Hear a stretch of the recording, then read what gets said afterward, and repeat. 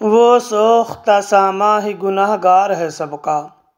سوختہ سامہ کہتے ہیں مظلوم کو جس کا سب کچھ جل پھک گیا ہو، خراب ہو گیا ہو۔ تو یہ مصرع کہہ رہا ہے وہ سوختہ سامہ ہی گناہ گار ہے سب کا، یعنی وہ مظلوم ہی سب کا گنہ گار بھی ہے۔ وہ سوختہ سامہ ہی گناہ گار ہے سب کا، جو شخص تیری بزم ارادت میں نہیں ہے۔